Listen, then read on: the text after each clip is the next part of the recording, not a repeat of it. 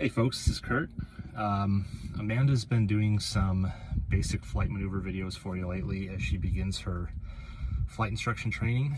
I'm at a little bit different point. Today we're going to be doing a towered solo. I've got about 4 hours of solo time and my instructor has endorsed me for my towered solo at a local airport. So we fly at a 1C5, which is Bolingbrook's Clow International Airport, which is a hilarious name if you look up the airport. But we're going over about 15 miles today to DuPage Airport, which has Class D airspace and a tower. I'm going to do 3 full stop taxi backs there. Come back, and if we have any time, I'll do a couple full stops here at Clow as well.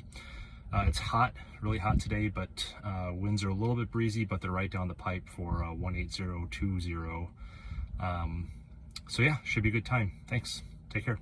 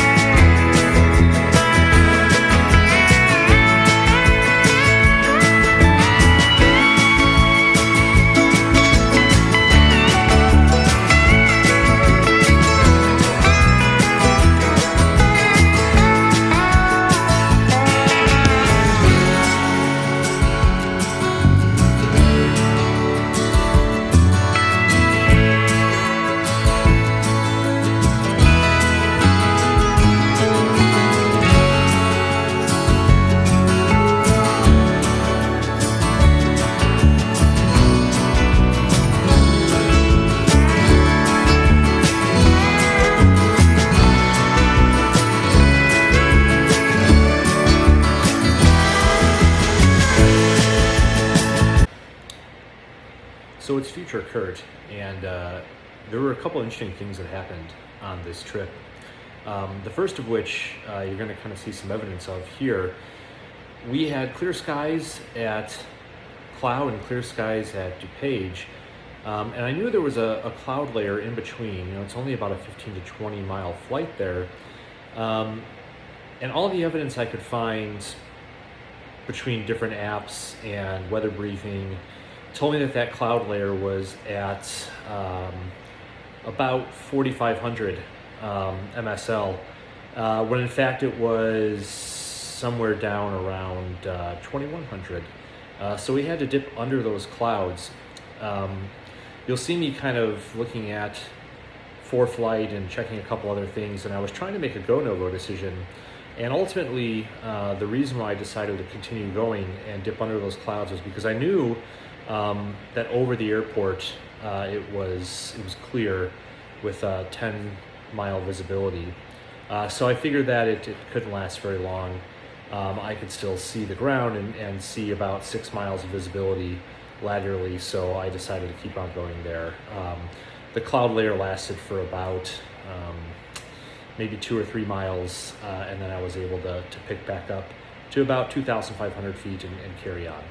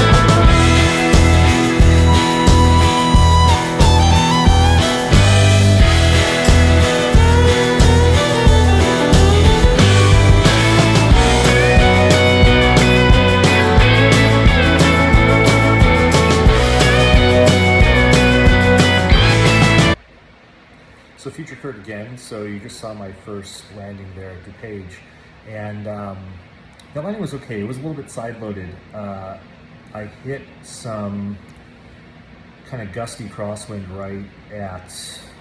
right before the point of touchdown, and I tried to just completely correct that out with rudder, and it just wasn't enough. I needed to add a little bit of aileron there.